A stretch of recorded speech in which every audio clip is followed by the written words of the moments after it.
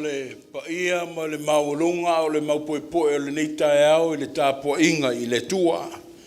Ma malu mai o le kalesia, sui lau fionga le Tofaeono, ma le laulau, lau fionga le ti akono taitai, tainane lau whainga aluenga i whaife au mao, le loa le tātunga aluenga, i le Etena Fou nei. Ia le mai tau atu foe le poto mai le mamalu le atunuu, o matau a inga, o te whaatalofa ma u whawheiloa i atu lau tau mamalu, i le swafo le tua le te mā, le tua le alo, ma le tua le anganga pa ia. God is good, people, and all the time. I see some beautiful faces this morning, but it's all because of God's unconditional love. We have guests from all the way from Alaska. I think it's them that brought this cold weather here to us today. Le auta alo, ya Bartlett, correct me if I'm wrong. Ya leno mai, faile latu ta'alonga. But see, when they come, this is how Samoa is. Wherever they go, when it's Sabbath, we look for a place of worship. We were blessed today that they chose Etena Fou compound. Leo tatu fa'tasie ma'alo mawhanau le atunu. Ia mai oi, Alaska. La lorte ta'inga o le afifine le ya dana. So before we get started, let's share the love of God. Tell everybody that God loves you. Yeah, and so do I.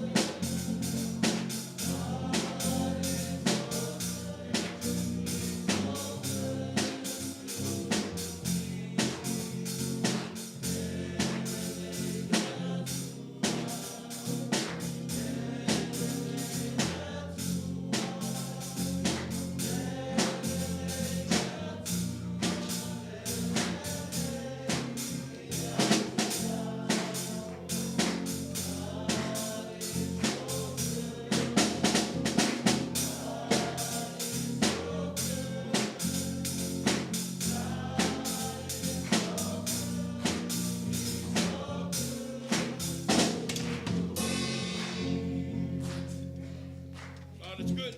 And all the time. You know, Alaska, that's our band. We have Ailao there on the guitar. We have our layman Osa on our drums. So what happens in Vegas stays in Vegas. Don't tell them about our band here today. God is awesome. Let's tell everybody today, worship. O mai se tatu tapua atu I le tua sili, le tua lelei, le tua paia, ma le tua mamalu. O le tapua inga I le tua. I o tau vivi atu I le lii, vivi atu I o tau o auna le lii, vivi atu I le swafo le lii.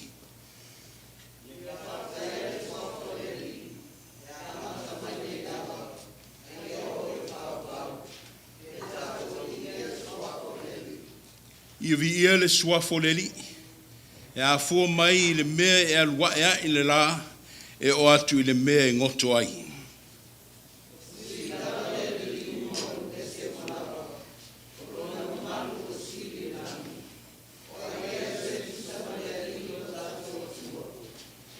Let the name of the Lord be praised now and forevermore. From the rising of the sun to the place where it sets, the name of the Lord is to be praised. The Lord is exalted everywhere. Let us pray. We will never escape the love of you, O Lord, to the rise of the dawn, to our resting at night. Your love surrounds our journey. Lifting praises to thy name, Jesus, we come in one atone to be anointed by the Holy Spirit. Rain on us, O God, so we can feel as we worship your greatness. In Jesus we pray. We e sila fia lo nofo ilalo mo lo tula'i ilunga. We e whaafafonga mamau mai o mana tunatunga. E le eise vaenga o lo mato wola. E le tau muli muli ai lo wolofa. Ta maa whaabavaue. O oe lava o le ali'i o le file mu. I le ava malimi ngao e te tawai. A wina mai lo wanganga pa ia. Ia tau to lua lo mato vai vai e tupu ai le wha moi moi. E anga tonu ai le vi inga I la ua fio. O Yesu le ali'i o le ola. Wa mato tatalo atuai. Amene, amene. Wena o oe o lo.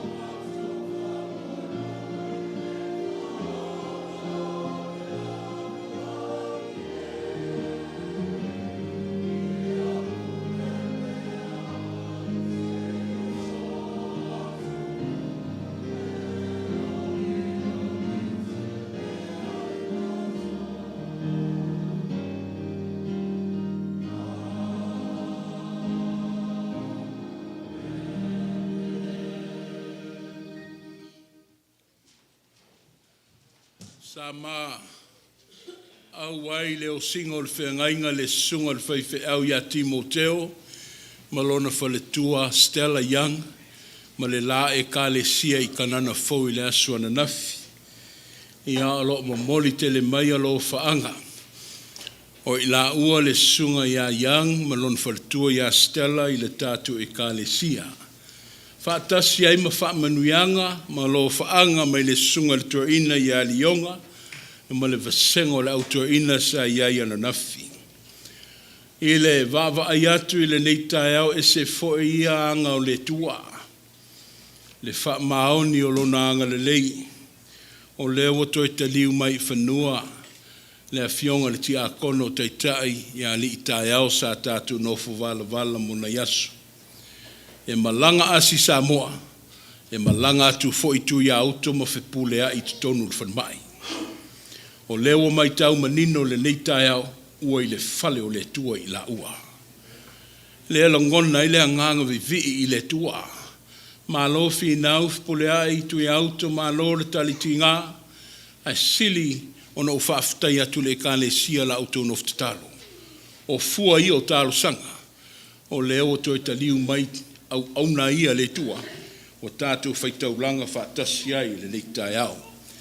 O lea, tātou o e sula le anga le leo le tua, e ale le valu se fulma le lua. Valu se fulma le lua le viinga I le tua.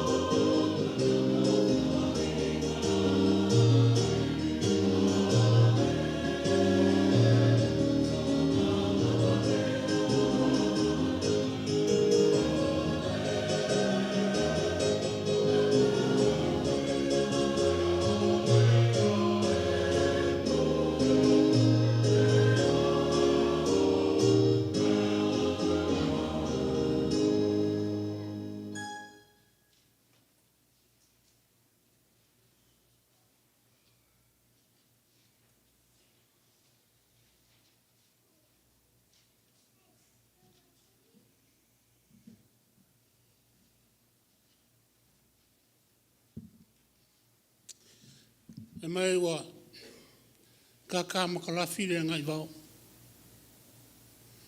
Ongo sula ele alwa I powa malo. Wa lele wa kuka wha sao konga. Lau fo lau ngai ngai kausanga.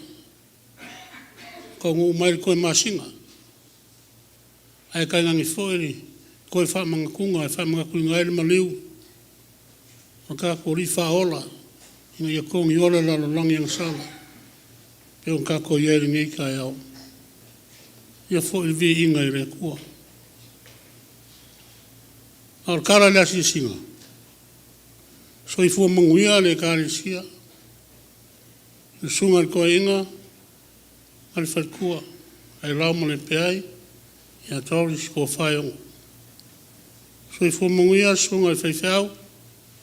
Sunga ia wao ma whaikua. So I fua manguia le whionga le sui kai kai whonga ma le laulau. So I fua manguia le whionga ki a kong kai kai. Whionga ki a kongo. Piang kangoa ka ko kamawhalenga. Malon malanga. Ka ko vala vala ni vai kaimi. Whieroi sa winga ngai kai au.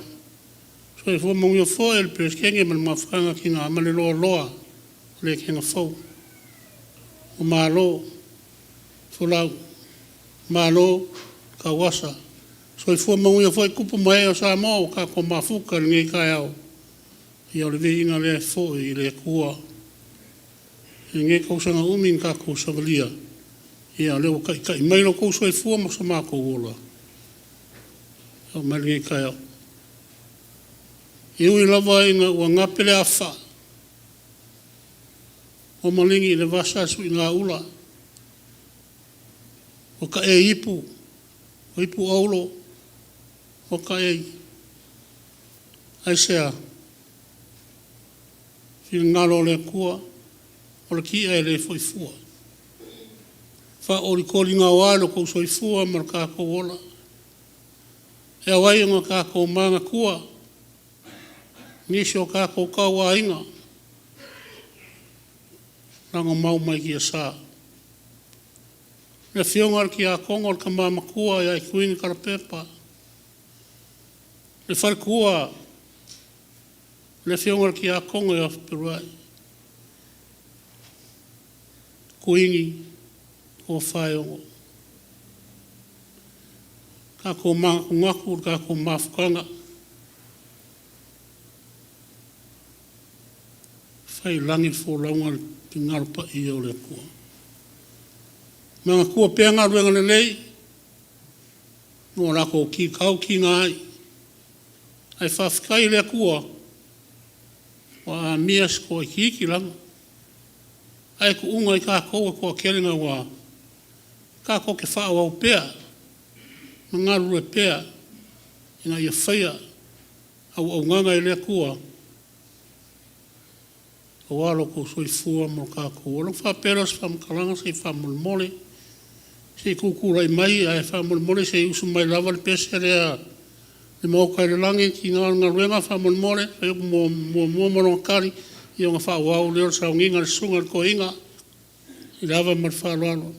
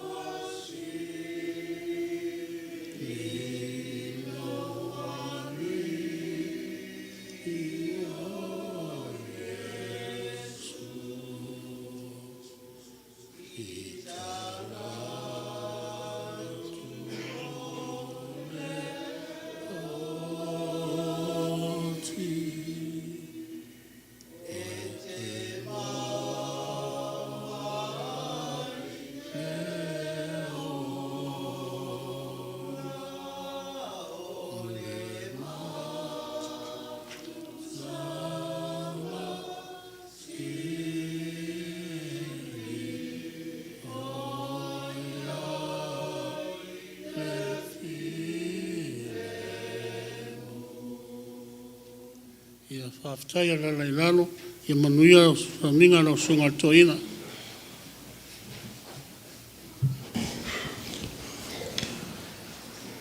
Whamaile le whanaunga i ai aso e soifua ma tātu wolai. Hei ei fo i aso e muta ma māli li wai. E peona i eile anganga o le tūla i foi o le asisinga. I le toitō manatu i lātou, o wha mana vaina i le tua whi au mga luenga. Ai wha totoe ai le tōtele lea, le motu o le tōtele, e la ngona i foi le anganga o le whaftai malo le tapena whaftai foi le sau noa, i a wale talo le asisinga, but join me. Let's continue and give it to prayer before God. We praise you in the time of suffering.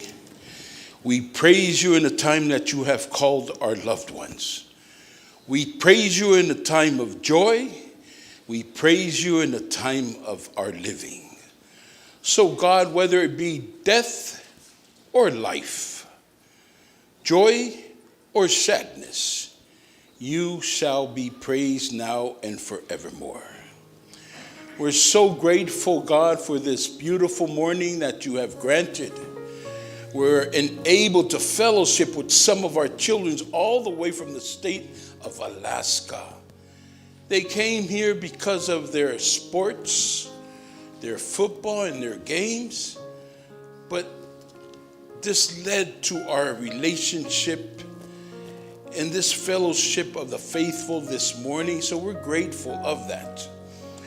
We don't win in life at all times, but we win in your love.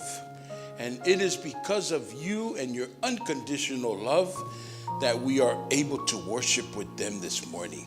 We're grateful because some of the fathers of the church, they lied in the hospital beds last week, but you have granted them life. Thank you for delivering and rescuing them and bringing them back into the community of Etena Fou. We thank you for loving us, although we feel unworthy of that love. Why? Because our faith is so inconsistent. We're not loyal to you, oh God.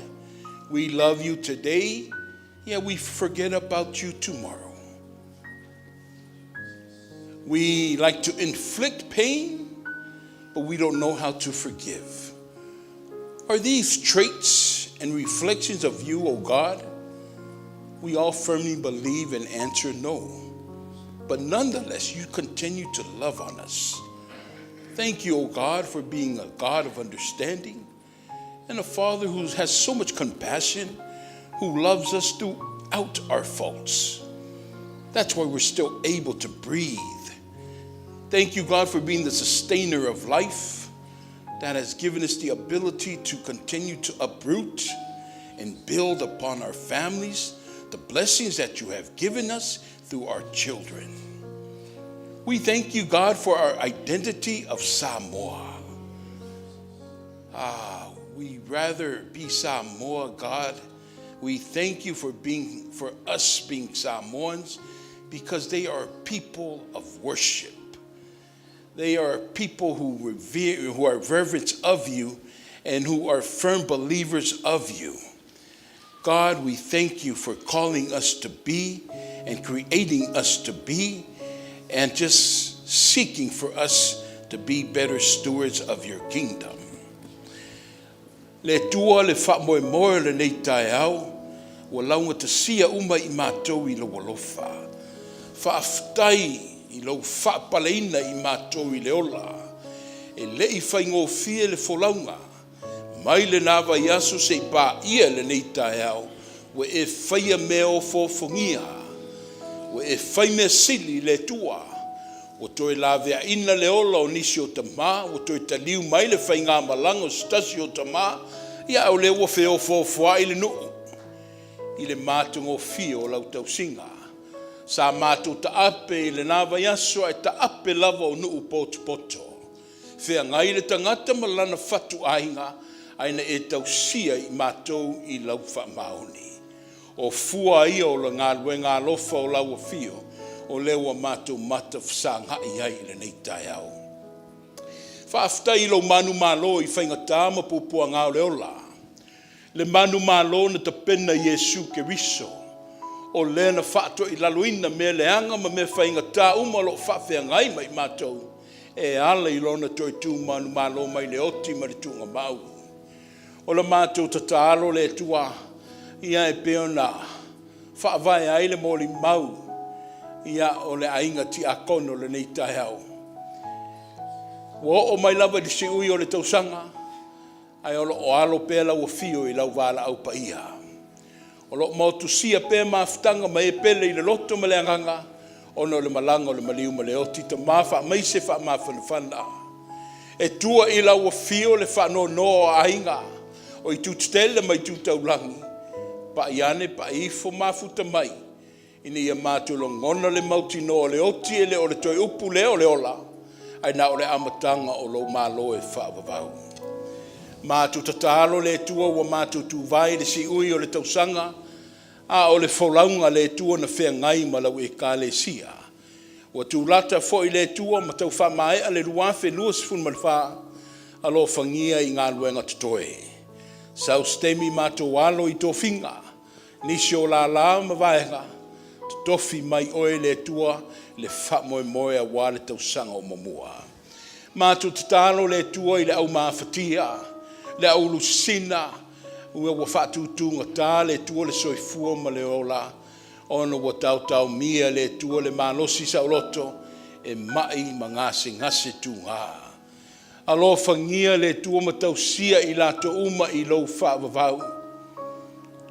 Ka nesa o le fatu o le toto maulunga o le suka o le a. Ta ma e ngase uma mea i le mamana o a au whaamalolo. Alo whangia le tua alo ma whanau le atunu ua mātou whaita po inga. O le whainga malanga le tua i lato mai Alaska. Alo whangia le aso ma le malama i le toi tali watu. Ia ilo whaamanuia, ia ilo wanga le leima e leo leo ina ala uma. Ina ia toi foi a inga ma whale o lo tāpua i mai. Anga le lei foi le anga ta pena le tua i le aso pito sili o na tāua. Ua lewa na tuli matai le tangata soifua mai le amatanga o le tausanga se pā ia le tua. I le aso na e liu tino tangata mori o le soifua ma le latu ola a ia mātou saunia, ia nofo tā pena i mātou. Ia i le whaamanatuina le tua le liu tino tangata o lau a fio. Mātu tatalo le tua we e sila fia le vaitau o whimalanga inga. Vaitau e mafuta i a inga ma whanau. O le tō telefo i le nei mafutanga o lo whapenana mātu le awai le nei tai au. O lo mafutanga ia. Anga le nei le toi tani umai ma le foi mai. Ia ia mātu wheiroa i luma o nuu ai le o tua. Anga le lei a Etena Fou no misiona. Sa mātou whaatinoina le vai asu o mawai. Ia o leo sa ngā i mai le vai asu sa fou. O le a whapena ana whaua i pēo le mātou ola tautua i atu oe. Anga le lei ma whaamalu malu mai lau whaamanuia mo la mawai ngai fia. A o mātou sa ngā i atu le tua le fōtua i mai o le tausanga fou. Ia maua se malosi whaasili. Ia wafo i tō whinga mga luenga o e whilia i mātou. O le lau ailea le tua. O le ato le whaurutanga. O le lau ailea le tua. O le ato le alofa. Sau si teimi e tau walungai le nei tāpua inga. Sau ni ima ta pena whaatatau i mātou mo le nei whaaloalo. Mātou tatalo fo i le ia le folasanga whaatatala le lei. Ia folaulau a fio e ala i lo wanganga. Mamoli i loto maanganga. Ai a mali e le mātou whanongolongo le tua. Ta au mau. A wale sāvalinga i aso whaipea. Ai a foi me uma i lo lava vi ingo le lalo langi mo na popo ngā. Ia ta ma na na whalao lao mai le tua o a au lofa. A lo whangia ma malu pui pui ma lavea ina i latou ma mātou uma i lo lava fi le mu. O le toi alanga o le nei tai au, ma alu ave i fale i lau whilangalo, o se ma a leu. O le mautinoa, o tele na wā. Ta mao le ale tō laulawina, a wana o le mato ma siasi le tua i le tātou wāwha whianga iai, ua tau ma oe le tua foi, o a mātou loto ma winga ma a. Ai alofangia le tua le taulanga o sia i le nei tai au, i le mātou whata wana watu lo a au wha mangalo, i a ilunga lea mo i mātou. Ia la ngona le tangata lona se sema lona vai vai, ina ia toi ti mata i le upenga le tua, ma mātou finau ma tau ma whai atini, a wala wa fio ma lo fina galo. O a mātou tatalo ia le tua.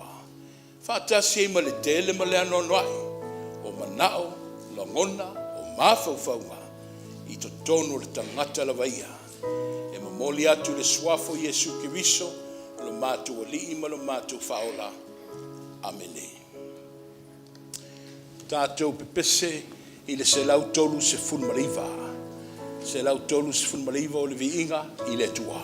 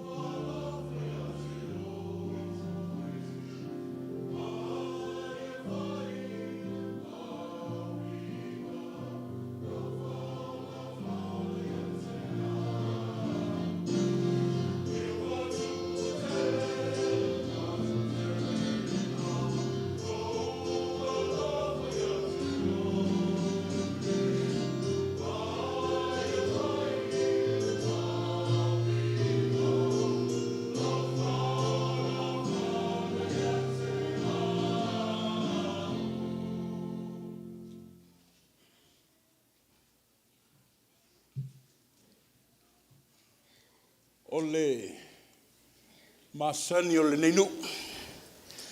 A o i le urua i sa pati o masina taitas. E mato incorporatinga le au leo leo o i le autamwhai. E vai kampani e fia o le tātu ngā ruenga. Ia leo tātu o mai le toi masina o le nei tausanga. Ai wo atu le whaasolongo i le mamalu le mawhitanga tamā. Ia i me sei foi o whanau tamu mtau le lea. Ia, o le ato mu atu i latou. A wale ngā ruenga o le tala lei le nei tai au. Le kampani le mafutanga tama ia moli atu ai le angango le whaamalo ma le whaafutai ia ua le whaamaupopo mai ia ma le whaamalolosi mai. Ai lei le tau whaafonga mai se i tau mawhai atu le kampani le mafutanga tama tu sai foi ma le mau ia o le auta mawhai le nei masina ia o Januari.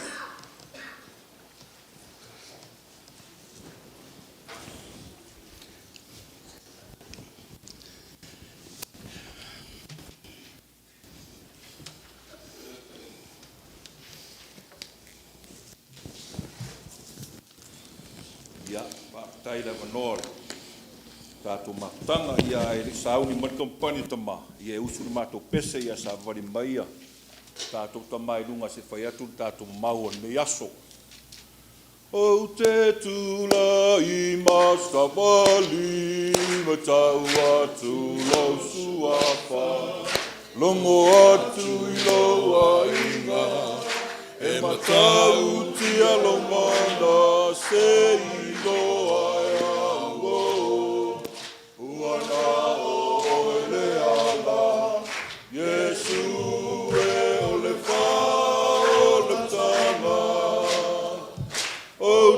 Tula I masavali tau atu lo suafa longo atu I lo ainga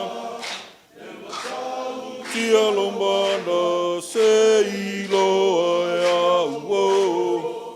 uana o ele ala Yesu e ole fa ole tama ya aile I amataina le matou mau ia se o matou fato ese lava I le tua na le o mai lava fai ungo tausanga ia o lo tau fale tonu atama to tasi lava masina ia umar tausanga ia o lo fai lava fale tonu tama ia lo fale tua fa mangalu tama o te tangi lo tama ia te o ia o la Yamangalo se yalo fafua mai o te fia sala ya te aima mea tu au mai le loto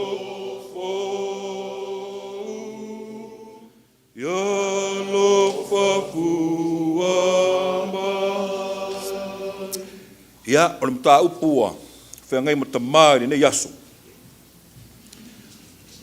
Olo mua le mika I lima, mua mua o le iwa. Tusi le nā o whengai matamari lātou mau o le aso le nei. Ma o le autu, sauni a talia le mea alofa le atua. Maua sau teimi o na whai tau le mika lima, tasi o le iwa. A le whai upo e rua, olo iei le matua, a o oe petele ema e wharate, e iti oe iafe o yuta, a e tupu mai a te oe mau, o le na te whai ma whai pule ia Israelu. O rona tupu, mai talu mai ana mua lea, talu mai ona pō o le vavau lea. O le, manga mua e tupu le masalo salo pe le isi whatuatua. Le lua, o valo anga perofeta le atua, wha maoni, ia mare tolu, e a mata mai le loto, tā penanga. O le,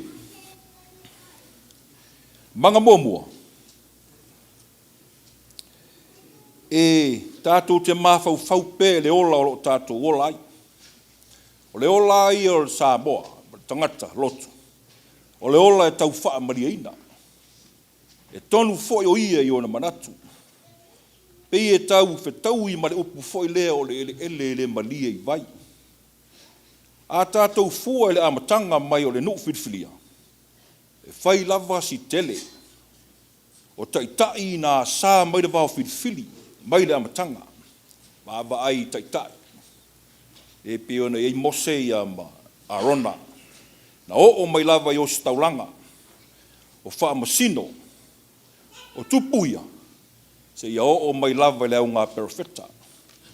Leo ngā perfecta la le la vea mai ei tama leo mika. O mika e la vei tono le au perfecta la iti foi le tuspaia. Le wha solo mai a mika i oelu, wha tau malava i a hakai e o mai a malaki. Lea la iaia, i la mika le leo ngā perfecta lea. Tātou mawhau la le amatanga mai o le ola. Se o se toa fo i le tua.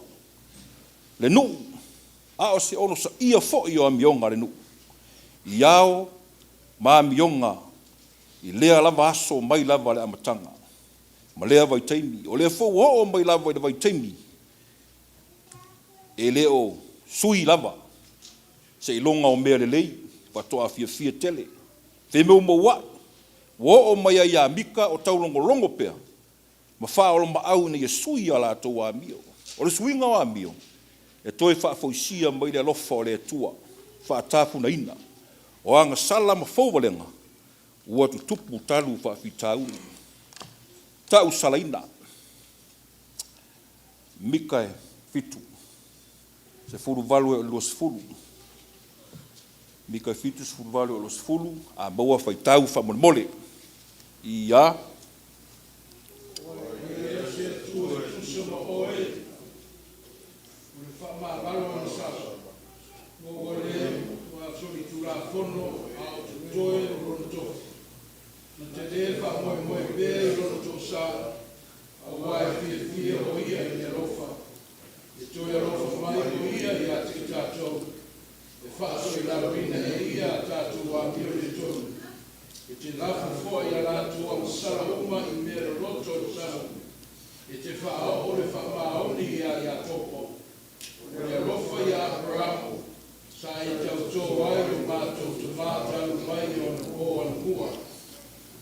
Tasile nā whailonga nei loe mika.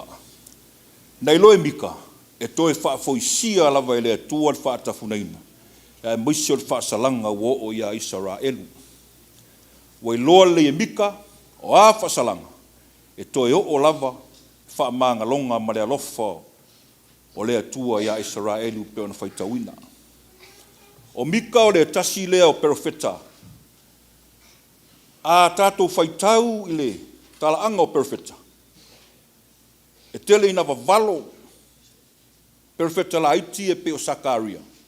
Fai mai, o le Mesia, o le asau mai Jerusalema, a Etena, o le vavalo le nā le tasio perfecta, le la vele li o le o perfecta la iti. O le foi ina vavalo ai, nisio perfecta, a le tele la pe o perfecta nei, Isaia iva,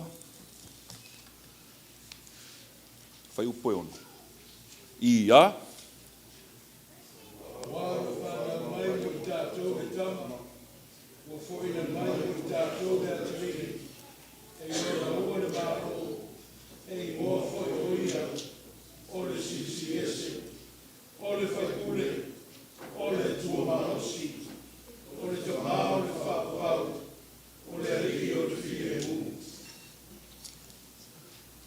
O le waloanga nā nai loa Isaia. Peitai, whai mai Isaia, o Jerusalema, lean whai tau atu. Ua whānau mai mo i tā tautama, o le atua le nā o lo whaatari le vai tau le ni. Nē nai loa Isaia wha mai o te tonu Jerusalema. Ao mika o le whaatatau i le tātou matua pe o na tātou whai tauina. Ao oe pe tele ema e ufurati. E iti o iafe o yuta, a e tupu mai a te oe mau, o lena te whai pule, ia Israelu. O lona tupu mai talu mai anua, lea talu mai ona pō o le vavau lea. O le se ese la ia o vavalo ia. O le vavalo le valo ia e mika. E le o maua i tono le whenga tua, ina o mika lava o maua i, o pētele ema. O lona winga, o whanga tonu lava le, va aia mika. Pētele ema la leo le whaimatua. Le ese ai le valo ia e mika. Nai loe Isaia, nai loe Ioelu, whai mai Ioelu. E sau o ia Jerusalema, a e te ena e on tangata. Whai mai Isaia, o le tama, o le a whānau mai. Nei loa fo e Isaia, whai mai o le taupou, e le la le lei lava o ia. Ai whai mai mika, o pētele ema. Lona winga, pau lea o le perfecta, o lo loa tino lava le mea o le a fio mai e Isu o pētele ema. Na o mele manga muli nae, whai mai a mata mai le loto le tāpenanga. Ia, o le fisilie, o a mai lau tāpenanga ni nei tau sanga. Le asu whata tali le, pepe foua. Sao ni uni tātou te whaatali ei. Ai whai mai o pētele ema. Ia o nāng nei loa ai. Matua fōi o tangata ia nao mai e asi a Yesu. O tangata hang sala. O le au leo. E lein tangata tau aloa. E o le au mākoi. Matua o tangata nei a whaile o leo ngā māmoi. E whemisa. Tangata i le atotoa. Ai whai mai o tangata to i lalo nei. Nao mai e sa ili. Pētele ema. Le mea o lo whāna uile ni. Nei loa fo i he rota. A o le ponga. Nei loa e rota. A o le mana o le whasioti a Yesu. Lona winga e. O lau whitwhiringa. A o. Au mā koui lea mare au. Leo manui. Tangata i e le tau o loa. O lo whātatali ai Pētele ema mare pepe fo. Ia waso tātu ai. O le mau vai le nā tama. O le aro tātou le tau aloa, o a mionga, o a fōi o tātou se sere tātou whai ngā malanga ni tau sang. Pi o pā fōi male le ato tō tama, tātou wō i Pētele ema, lea nei loe mika o Pētele ema tonu lava lea, tātou te maua ino na while mū. Ia, o le a whau mātou le mātou moni maule, mātou pese rua se rauri maiwa. O ele tupu moni Yesu na o e au le pule tolu e pule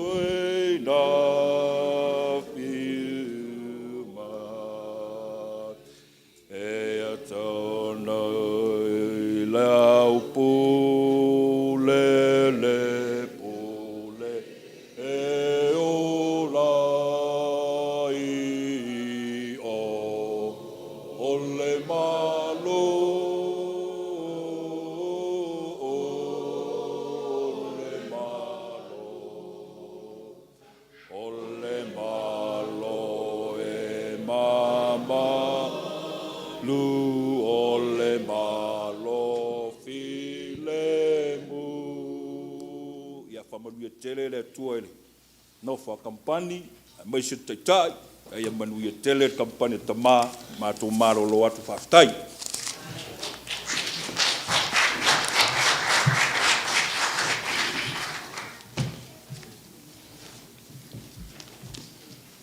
o le faitauina o tuspaia tu sai foi male fa sinoala le kalesia wao ya le no tusfaitauaso o le perfecta e lenga tutusa ma le ngā luenga le na tamu whai atu ai le mafutanga tama. A o le perfecta ma lona whaungaina mo le nei tae au Isaia fast fulu a o la mata mai le tā whaitau mai whai kumo mua se o atu le lima.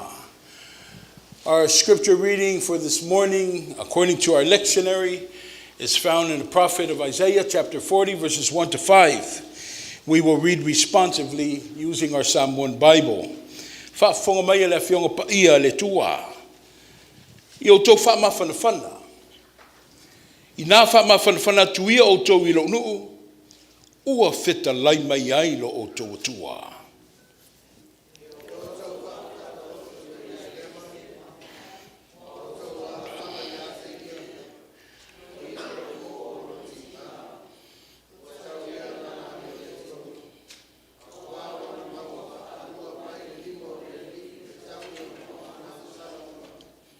O le leo o le waalanga I le vau.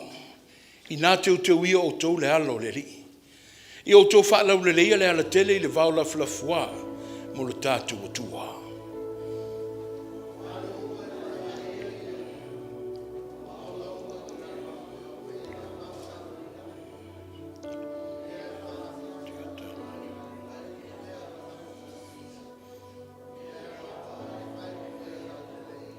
Fai tau ma le lima.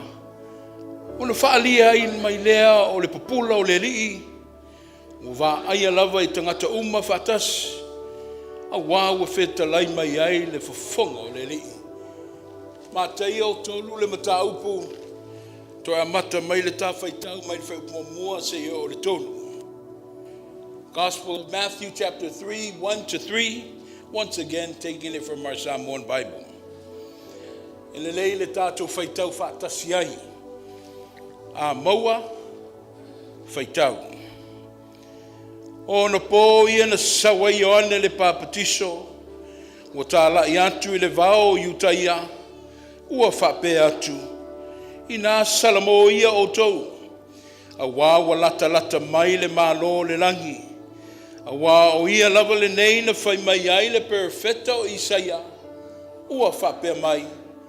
O le leo o le waalanga I le vau. I nā teuteu ia o tau le ala o le li.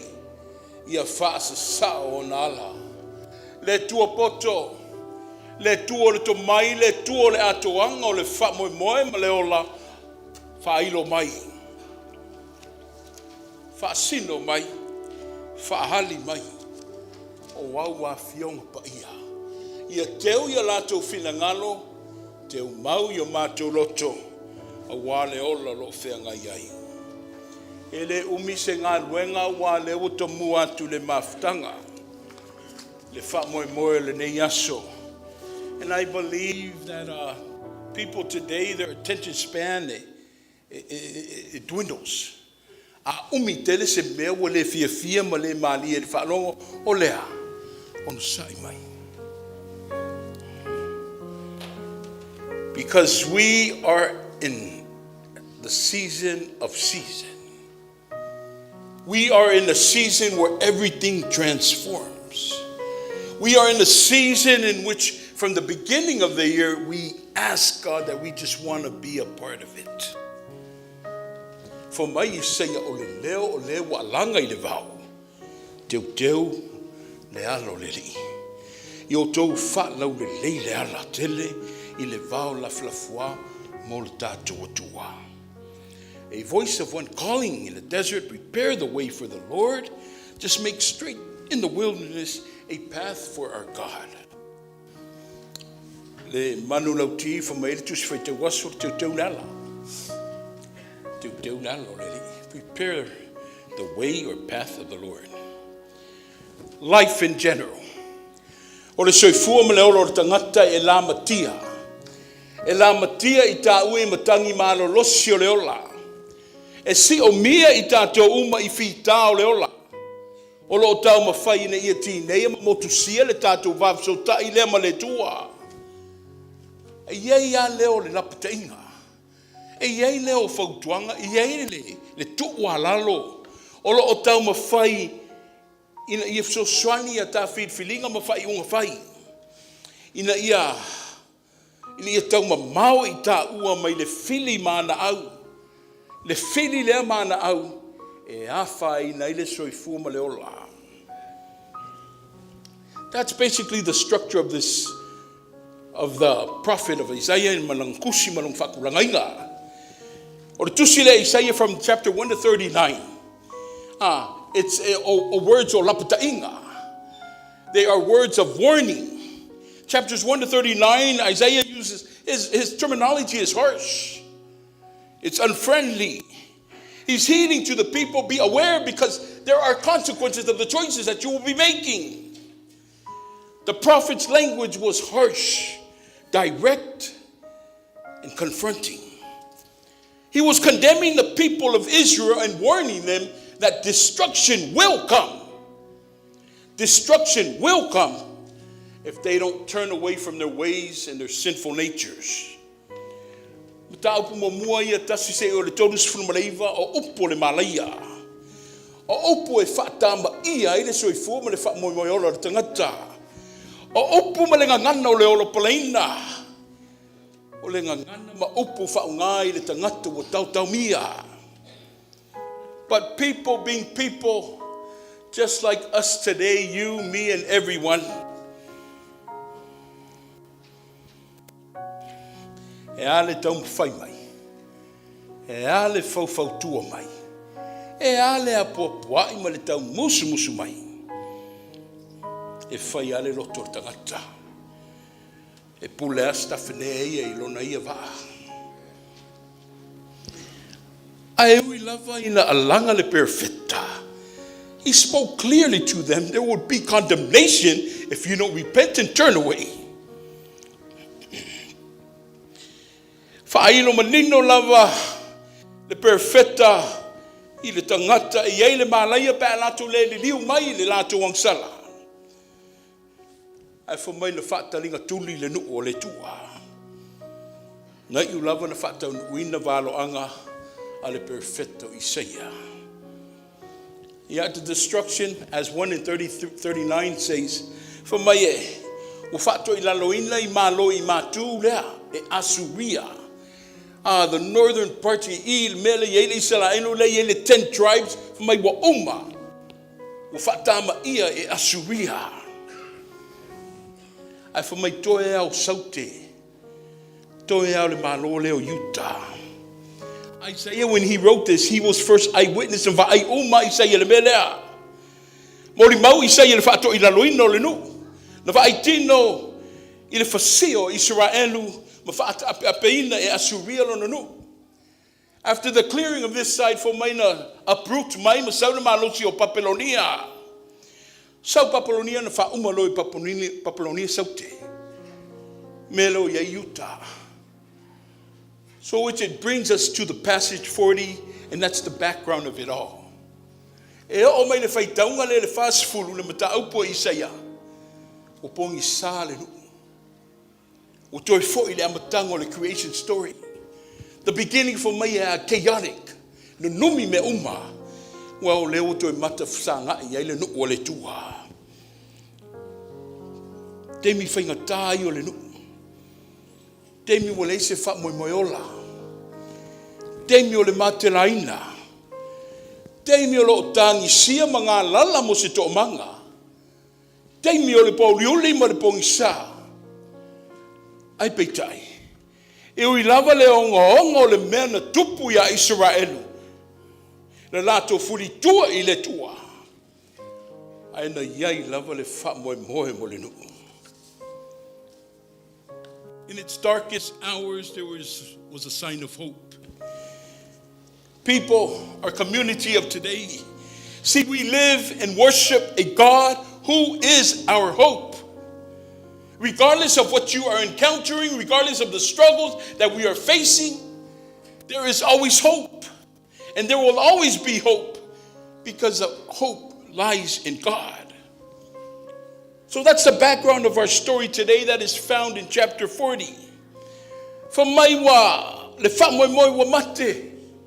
There was nothing, hopeless, lifeless. But then the words echoed out.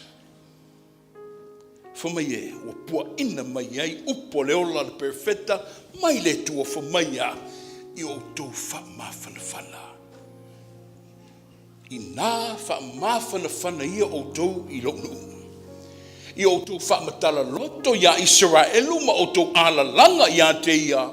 It's done. It's finished. Wai ulona po lona tinga. Chapter 40, that's where Isaiah turns the connotation. Turns the usage and the verbiage that he uses here. Mai le pongi sale na ye tasia ngai le todos fluiva. Anga I le fe au le malamalama. O lo fa mai ai le fast food. Mai le malaya. Mai le fata funaina. I le fe au o le fa moi moi fo. As I was trying to bang on more to see Isaiah or Lapatainga, they were words of healing. The message of doom is upon them. But right here where we're at, le 40 lea, o le fe'au mo le lumanai. The vision in the future. O le fe'au o leo le atu e whaatu mai o le nuu whilifilia. O le fe'au for mai e pa'u nei atu e tūtai au.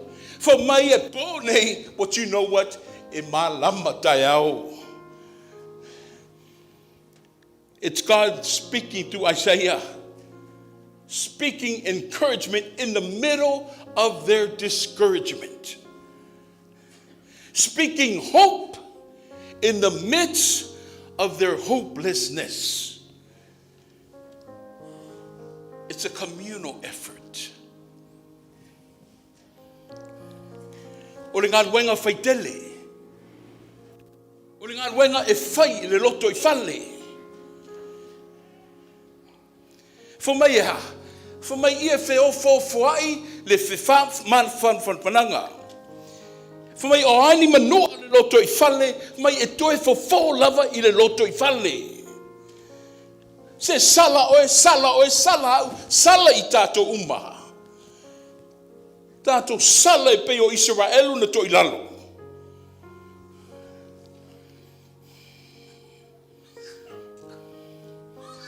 For mai wahi uona polo na tinga. That's the hope. Ea I tā ue sala maleanga whaia. Ai leo tu e whita laima nino mai le tua e hana ia I se wahi uona polo tinga. Ua tauia la wami o le tonu. A wawana maua whaalua mai I le lima o le lii. Le taui ona o awang sala umba. That's a clear picture o le tua e whaasala. A o le tua foi e toi a oai. Le tua e whaasala.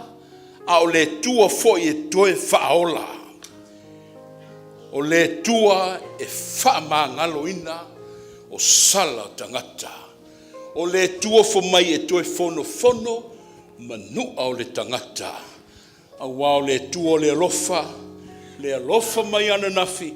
O lo alofa nei, o le alofa whai lava leo tai au se yo o le whaavavau. Fo mai le whao mamua wa umale na unga fo mai e a. Ia o tou whaamawhanawhana. Comfort. Be encouragers. Ask yourself, when was the last time you encouraged your neighbors? O le ana te mi muni ne e anu e whaamawhanawhana ai o autua oi.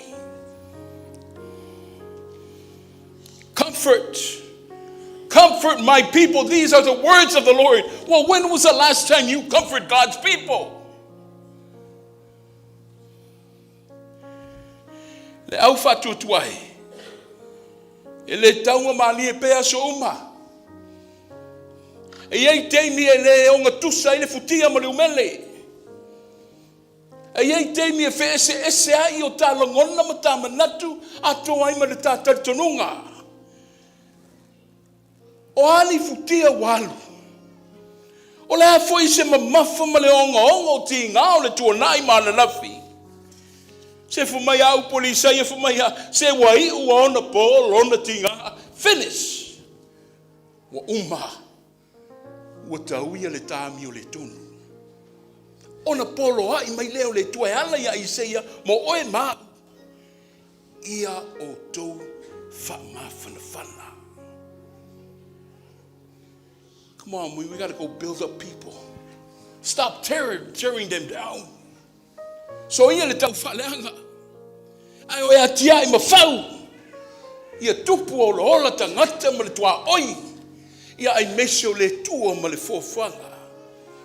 For mai I te tonu le whewha mawhanawhanai lea. I te tonu le comfort lea. I te tonu le encouragement lea. O lo iei le whewha mangaroai. Mai o lo iei le loto mauralo. Mai o lo iei le loto mama. O lo iei le loto filemu. E alfia mai te tonu lalo le wha malu. O le whewha mawhanawhanai. O le au te o le whea au ma le mawhauwhanga le perfecta Isaia e pea na whaita wina wha te ama mua le wha mawhanawhana lea. Let's take care of this first. Ona le liu mai lea Sa ngai lo la ia le ala. Whamaiha, Teuteu le Ala. Teuteu le Ala o lele. Yo tu whaalau lele le ala tele le vau la flafua mo lele. Le whaatununga le tua ia Isaia. O stamu whinga i ni sau nia le leitangata. Teuteu le Ala. Teuteu ea. Lele whamai o le Mesia na valo ia. Lena, we'll live in the valu ia, la perfetta, yea, the Messiah valu ia. We're about how many days? 24 days away. Ele joy fa manat tuina le Messiah valu ia lea. Le Messiah faola lea. Prepare that way for God to come. We have the prophet Isaiah speaking words of encouragement, especially to you, my children from Alaska. Speaking words of encouragement to Israel and to all of us here today to prepare, remain steadfast, and prepare a pathway for the Lord. Time is near. Time is of essence, and time is approaching. Prepare. Prepare for it. The same can be said for all of us as we approach this holiday season, especially the greatest day ever recorded in history, which we all call Christmas. It's all about preparing ourselves, not physically, not from our bank accounts, not from our checkbooks and wallets, but importantly, to prepare ourselves emotionally, mentally, and spiritually to celebrate and pave a path for the greatest event ever recorded in history, the incarnation of God into the world through the birth of Jesus Christ. The birth that says it changed history. The birth that said it changed lives. The birth that said it saved yours and rescued mine. The birth that changes perspective and changes our outlooks in general. The birth that was enlightened out throughout the process and laid on the foundation on the issue of humility, righteousness, forgiving, clean-hearted, and loving. We need to prepare ourselves to celebrate along with the significant factors as we receive from God the most gracious gift of all through the birth of his Son, our Lord and Savior, Jesus Christ. O le application o le launga ma le fa umaina lea. It's a time of unity, people. It's a time where we need to just to let go and release. It's a time where you and I say, let bygones be bygones. It's a time of new beginnings. It's a time of uprooting new lives and reaffirm and reestablish our broken relationships that need to be mended. It's a divine time that God has given us to reassess and reevaluate your life and minds. It is our God-given time just to make the most while we are able to breathe. Ya, au le fisi fa nofo la ia mo oi mau. E tō mana tuaia wale. Sa walinga le nei vai asu. O le tonu la le ala I te taunu fa le leia. What is the way or the path that we need to prepare for the Lord? For mai o ane le baptiso. Salamo. Ina salamo. Awa walata lata mai le malo le tua. Repent, for the kingdom of God is near. O lauta penanga e amata I lau salamo. It begins with repent. Ia tātou salamo uma, ia mato e foi mai I le tua in the nea I le ola. To e foi mai I le tua e le leima ato toa I le ola. Ta fuli tua I le vai o ana lafi, a sa ngai mai le moe fau, ua whaia le tua mo oe maau, e ala I le pepe o le whaulatanga. Le Mesia na walo ia, le perfetto Isaia, for mai le maftanga tamal, perfetto mita na ngana I foi, for mai o le tama wa atoa I le tala o le fofuanga, a le tua soifua, le au fatu tuae, everybody in the house of God today and tuning in today, ia tātou whaasau ala ia. O atu e nā teuteu ala ia. Teuteu o tātou loto. Teuteu o tātou amio. O e teuteu whale mainga. Teuteu o tātou whanau. Teuteu o tātou lotu. Teuteu oe. O te teuteu fo i a te au. A wale liu tino tangato le tua ala ia Yesu. Yesu le fa mai a. Yesu le fale. Na mate le fale o manu. Yesu le fa mai a. Ia e fa mai o Yesu na tau i lungo le la au matanga. Yesu le fa mai a. O Yesu no. O ile ele le tunga mau ma le pauri uli ma le pauri sa. Yesu le fa mai a. O le na tata la le fai tuto le malama. Ele ia tātou maua leo la. Ma maua atili ai lava. Se la wono se fuma lima le vinga i le tua.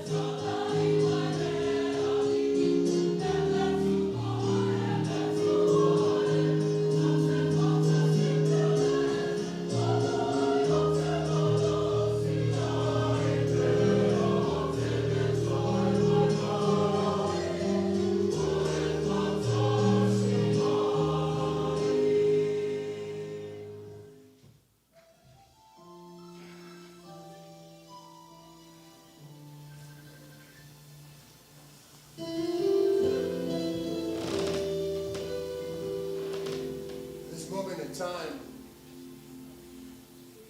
very special for all Christians in this world. Unlike the table that we gathered around as a family during Thanksgiving, this table is different. This table is sacred, significant to our lives as Christians. This table brings healing. What's on this table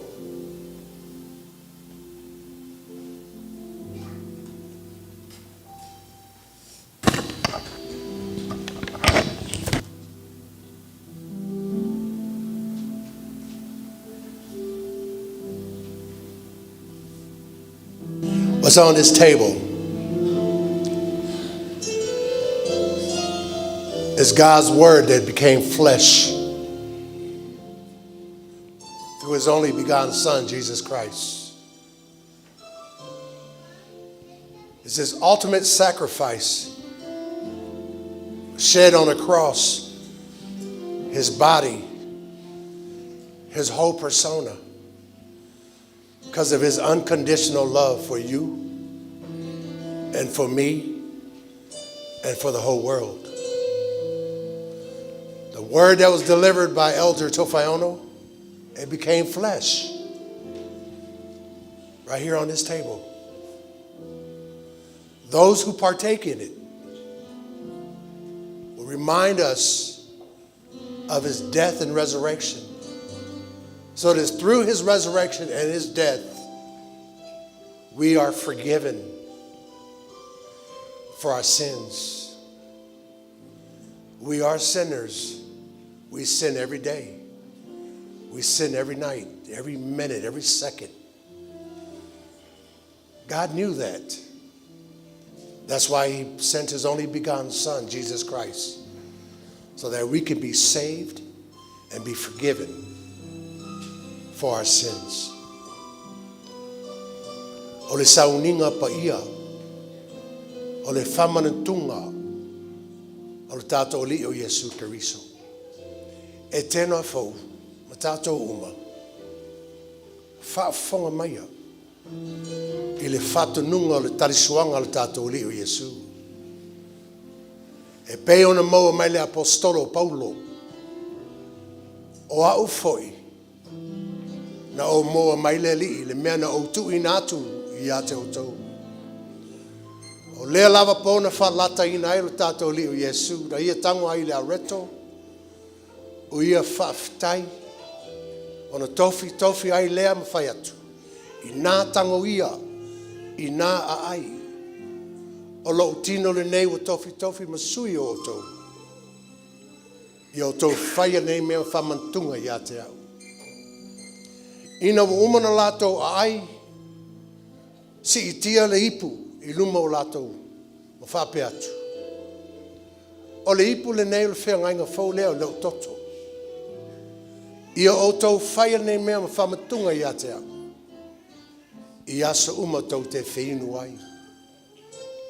A wā o asa uma tau te a ai le nei a reto ma whiinu le nei ipu. Tau te whailo atu ai le maliu o leli. Se ia toi a whio mai o ia. Ai le i ta au ina le a reto maluena, whatusa lea le i le tino ma le toto pa ia o tātou whaola. Se o tātou mua si i whawhitai le atua. Ula i whamole. O le whawhitai mo le a reto, lea o le a saunia le a whia te a kono i atu i tele. Lea sa o lea ma le whawhitai mo le waina. Tai ia tātou le a whionga tai te a kono i a ali tai au. Tātou ifo ma le tatalo i le atua.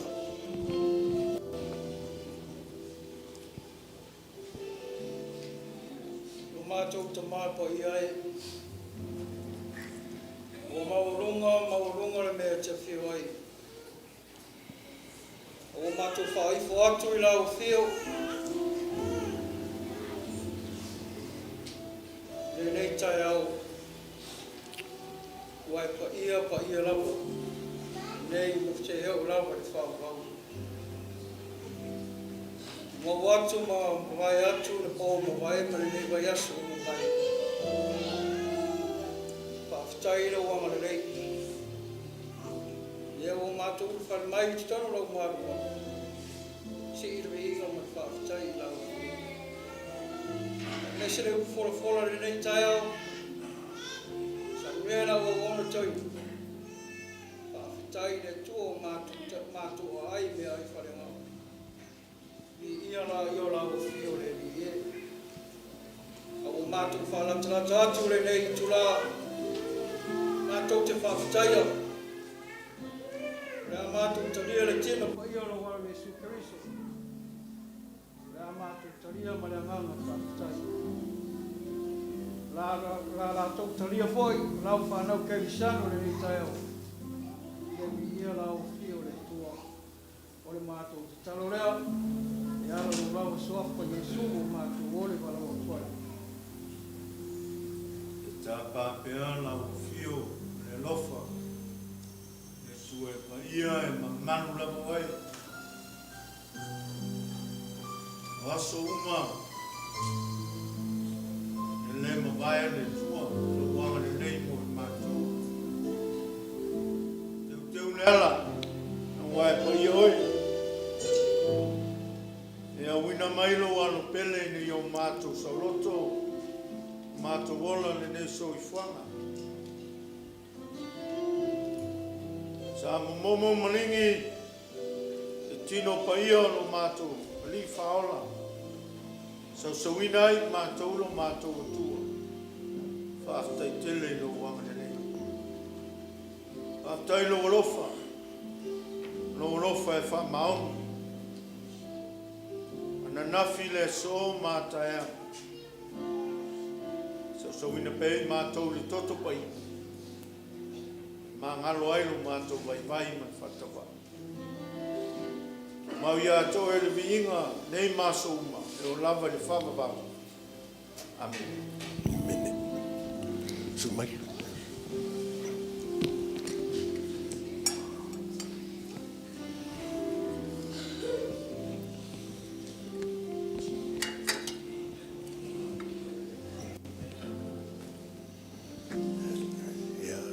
Tasi mai le mana le atua I la o tau whaiva. Ia whamanuia na o tau nganuenga le lofa leanga leo le atua. A tau auina le areto, tau ofi se o tātou talia whatasi.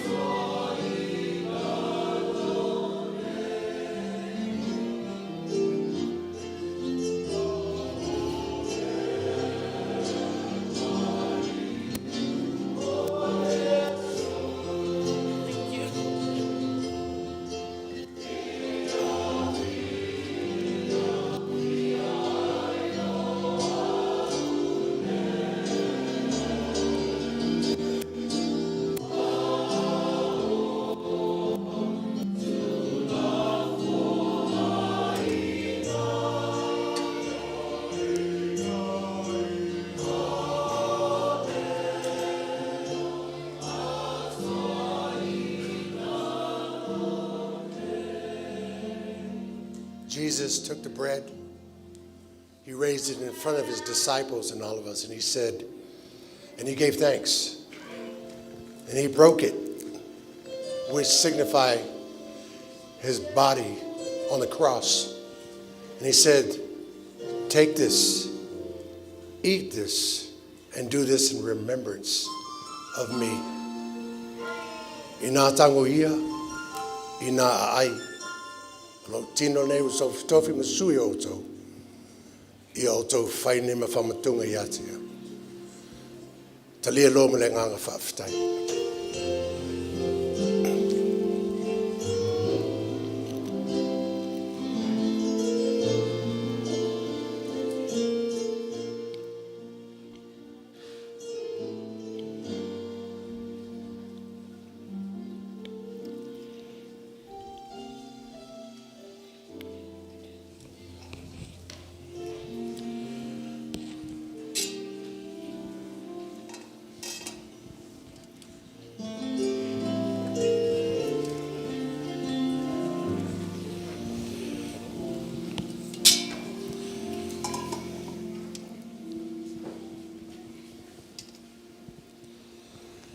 The Spirit of the Lord be with you guys.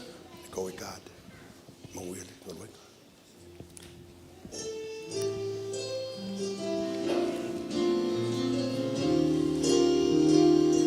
Ta'o ina le waina ta'o fifa mon mole se o tātou talia whaatasi.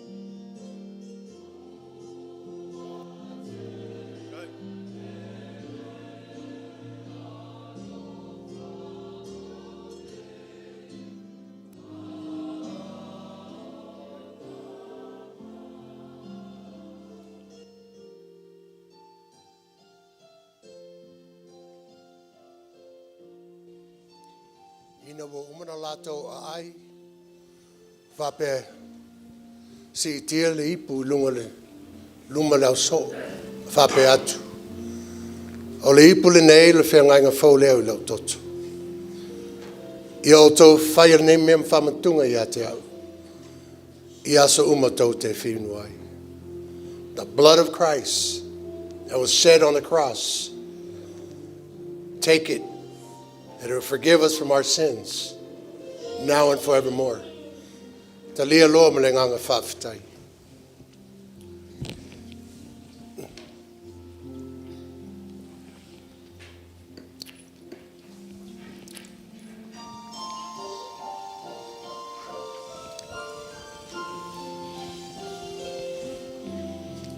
Let us bow our heads down before God in prayer.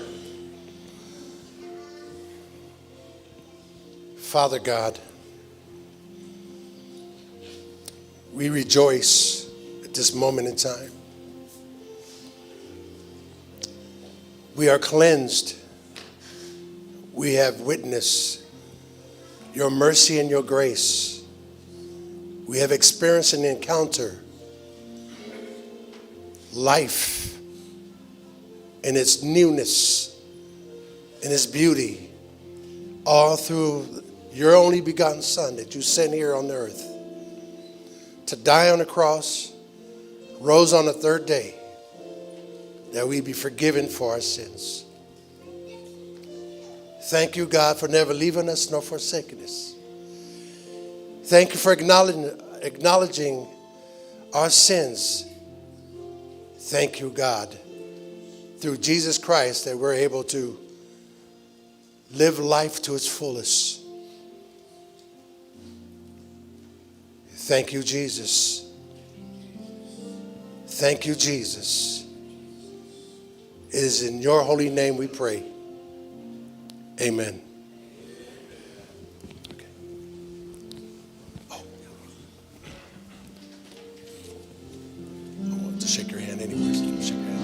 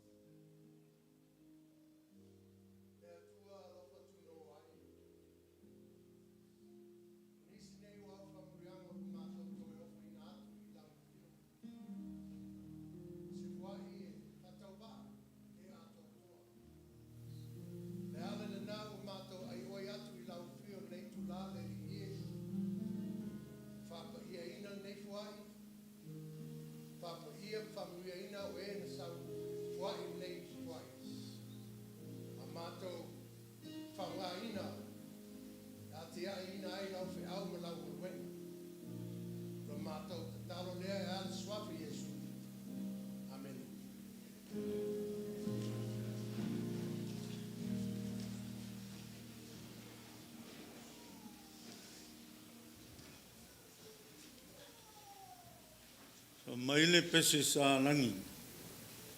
Se ofo me o faia le tua mo e. Ia me se fo ia.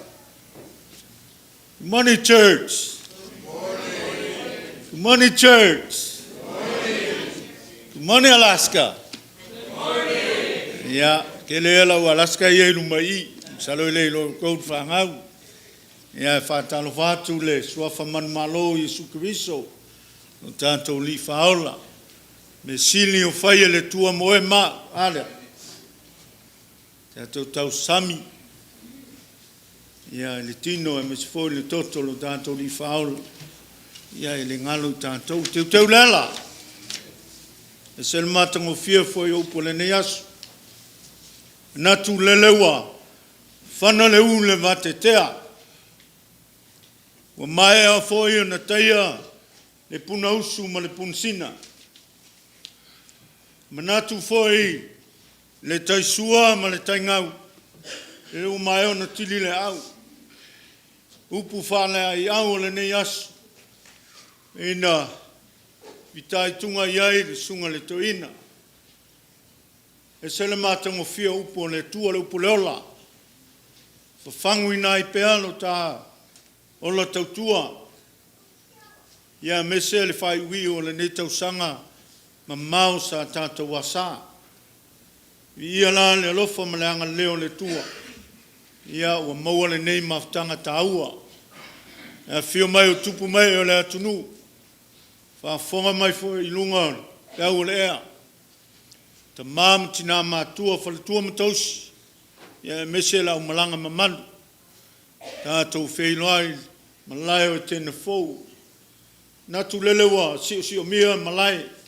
Le anga le lei mat pa ia o le tua le nei as pa ia. Ia i pēr le anga leo le tua. Ia e vele leo vai moli atu le ngang whaatai lo sunga le toina. Ia wane whao penga ina ma whala i au le nu.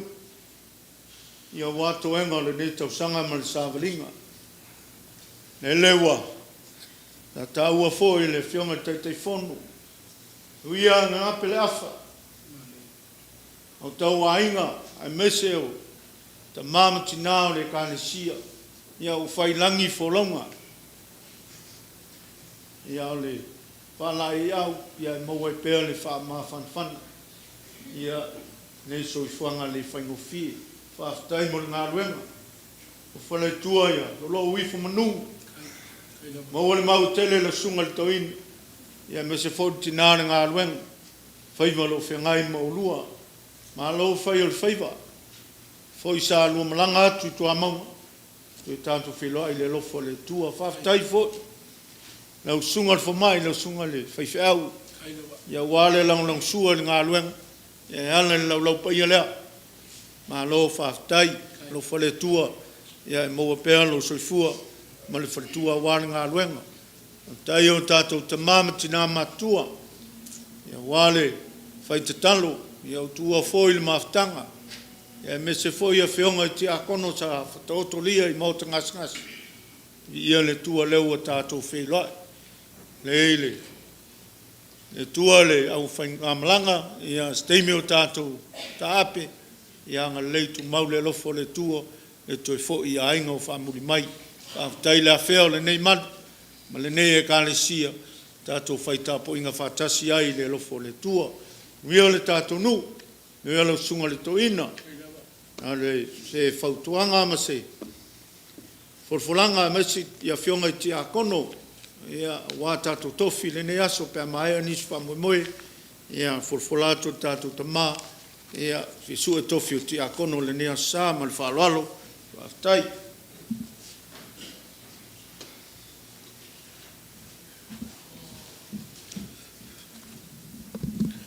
Ia, kalikongu le ala koe fasilia si leo, ngā o saongo aku i whionga ki a kongkaikai, ia so mal whamoe moe, kula i aku i le ava mat whalo alokele, o kanga masangi le kako i kale sia lau inga kako foai, i lea sa ma lea sa, ai lau inga kako foai o le senge, o nisi foi foai po la fonga foi.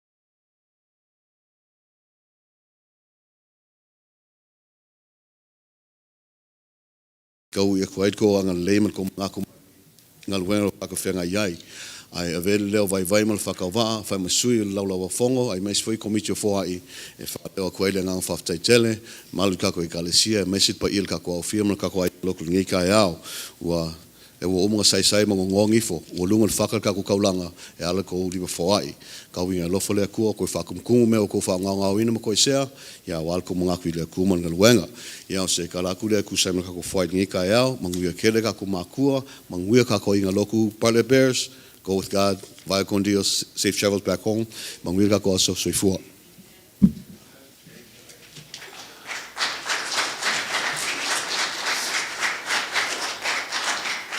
Ele tue tele sitala. Ia masalo sau stemi e. No o mai a te au nisi o taulango le family night, na to oto atu le lau. Masalo e wha ilo se temi o mamua. Ia ai...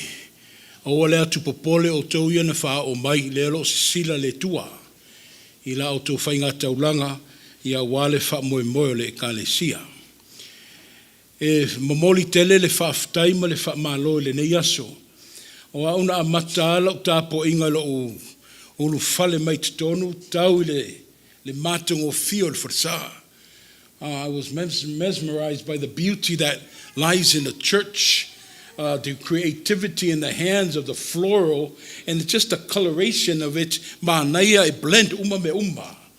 E vali mai ai le ato le alofo le tua, le alofo le uma o le tua, le alofo le whaailo le tua lo to soifua ma le tātu malos o le ua pēnei ai.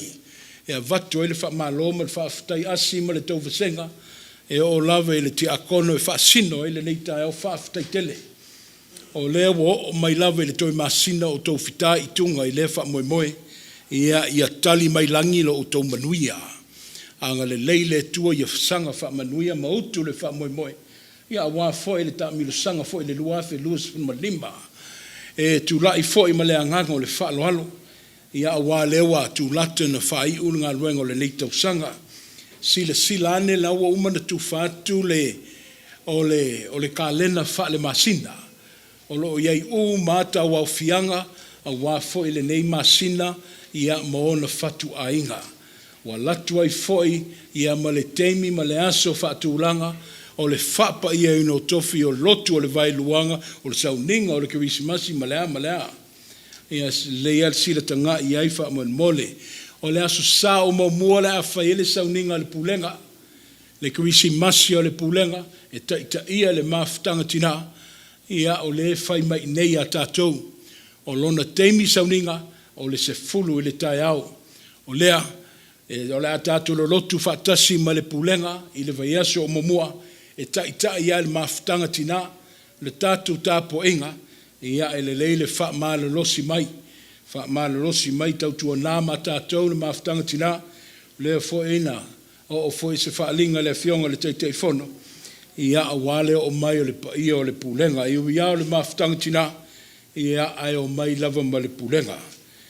O whaftai asi ma le whaalinga, ti akono, ia malolo mai pe a maea. Le awa, tu susi atu le tātu purtini, le tōwhala inga fo I le fionga le teitei pese, ia maea, nofo mau mai nala o fai pese le umi.